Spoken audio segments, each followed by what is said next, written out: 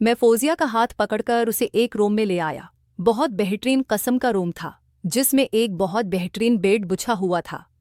मैंने फौजिया को कहा कि यहाँ मेरे साथ बैठो। फौजिया मेरे साथ बैठ गई।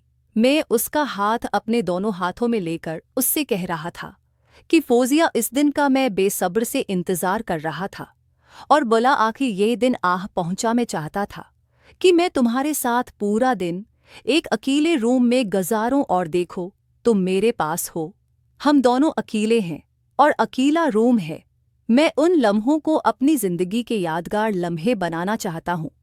नूर कहने लगी कि वकास, मुझे भी इस लम्हे का बेसब्र से इंतजार था। मैं भी तुम्हारी अंदर हमेशा हमेशा के लिए संभार जाना चाहती हूँ।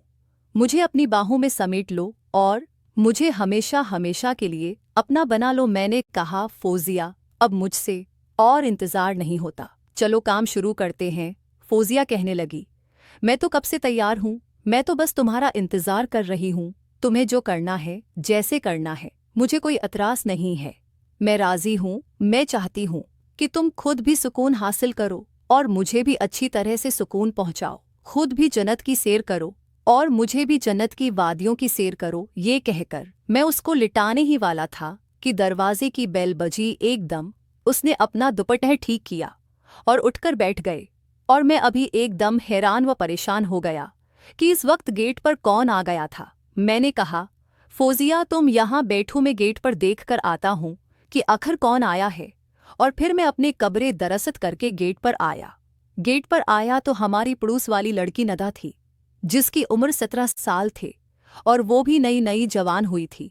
बहुत ही खूबसूरत थी, उसका बड़ा बड़ा सेना था और दूध के जैसी सफ़ेद थी। मैंने कहा, जी नदा, किया हुआ सब खैरियत है? वो कहने लगी, वकास, उम्मी ने बिरयानी बनाई थी, वही देने आई हूँ। उसने बिरयानी की प्लेट मुझे पकड़ाई। मैंने उससे बिरयानी ली। मैंने कहा, तुम रखो, मैं प्लेट खाली करके देता हूँ।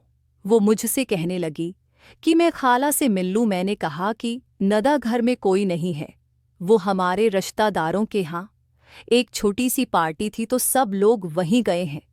मैं घर पर अकेला हूँ। तो नदा ने कहा, ये तो अच्छी बात है, मुझे वैसे भी आपसे बहुत सारी बातें करनी थी। वो एकदम इंदर आने लगे। उससे क्या पता था कि पहले से मेरे घर में फौजिया मौजूद है, जो नदा से 2 साल बड़ी थी, जिसकी उम्र लगभग 19 साल है। और मैं और फौजिया एक दूसरे को पसंद करते हैं और आज मैं फौजिया का काम तमाम करने वाला था। अब ये बैठ में नदा भी आ गए थे। अब जैसे ही नदा घर से अंदर आने लगे तो मैंने कहा, नदा, घर में मेरे कुछ फ्रेंड आए हुए हैं, तुम्हारा इस तरह अंदर आना अच्छा नहीं है। वो कुछ गलत न सोच ले हमारे बारे में। तुम ऐसा करो कि 1 घंटे बाद आना, वो लोग जब चले जाएंगे, और घर वालों को बोल के आना कि मैं प्लेट लेकर आती हूँ। तो नदा कहने लगी कि ठीक है वकास, में 1 नहीं 2 घंटे बाद आऊंगी। और फिर नदा चले गए। अब मैं दिल में सोचने लगा कि पहले उस फौजिया को लटाता हूँ, उसके बाद अगर नदा आ गई तो आज उसका भी काम तमाम कर देता हूँ। और फिर मैं बिरयानी लेके अंदर रूम में आ गया। फिर मैंने फौजिया से कहा कि फौजिया, पहले ये बिरयानी खानी है या हम लोग अपना काम करें? फौजिया कहने लगी कि वकास, जैसे आपको बेहतर लगे। मैंने फौजिया से कहा कि ये हमारे पड़ोस वाली खाला ने बिरयानी भिजवाई है, वो हमारे बहुत अच्छी पड़ोसी हैं। फिर मैंने कहा कि अच्छा फौजिया, बिरयानी खा लेते हैं, उसके बाद फिर आराम से काम शुरू करते हैं। फिर हम दोनों ने बैठकर बिरयानी खाई और बिरयानी खा के हमने बाद में तकरीबन 30 मिनट तक बातें करते रहे। उसके बाद फिर मैंने कहा कि फौजिया, रेडी हो जाओ तो गेम शुरू करते हैं। फौजिया कहने लगी, ठीक है वकास, मैं तैयार हूँ।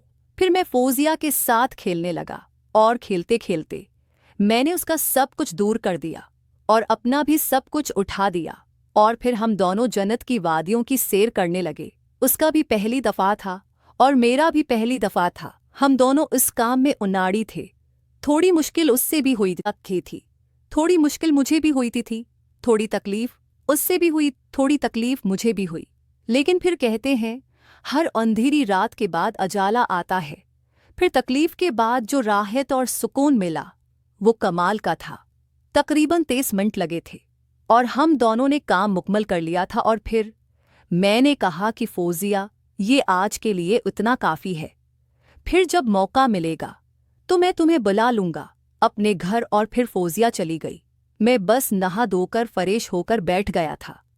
दरवाजे पर दस्तक हुई तो मैंने जाकर दरवाज़ा खोला तो दरवाजे पर नदा खड़ी थी। मैंने कहा, आ जाओ। नदा नदा अंदर आई। मुझे कहने लगे, वगास तुम्हारे दोस्त चले गए। मैंने कहा, हाँ नदा वह चले गए हैं। और फिर मैं नदा को लेकर अपने रूम में आ गया। थोड़ी देर तो हम लोग बातें करते रहे क्योंकि अब उसे थोड़ी देर पहले ही मैंने फौजिया को लिटाया था और उसका काम तमाम किया था। तो मैं चाहती था कि थोड़ा सा मुझे वक्त मिल जाए ताकि मैं बिल्कुल तैयार हो सकूं। और फिर तकरीबन 23 मिनट के बाद मैं नदा के साथ शुरू हो गया। नदा काफ़ी अरसे से मुझे पसंद करती थी, इस बात का मुझे भी इल्म था। लेकिन मैं किसी मौका की तलाश में था जो मुझे आज मिला था। अब क्योंकि मैं पहले फौजिया के साथ कर चुका था तो दूसरी बारी में हमेशा लंबा जाता है। अब थोड़ा आराम आराम से खेल रहा था ताकि थोड़ा लंबा जा सकूं। और उस नदा का भी पहली मर्तबा था। पहले तो वो काफ़ी तकलीफ महसूस कर रही थी, फिर उससे भी बहुत अच्छा फेल हो रहा था और उस तरह हमारा काम चलता रहा और मुझे भी बहुत सुकून महसूस हो रहा था। तकरीबन 1 घंटे के करीब हमारा ये सिलसिला चलता रहा और फिर 1 घंटे बाद मेरा काम हो गया। अलबत्ता नदा का काम बहुत पहले हो गया था। पड़ा रहा क्योंकि मैंने 2 बारियां इसलिए मैं ज़्यादा थक गया था। फिर नदा मुझे कहने लगी, वकास जब भी तुम्हारे पास टाइम हो तो मुझे बुला लिया करो, अब मैं तुम्हारे बगैर एक पल भी नहीं रहना चाहती।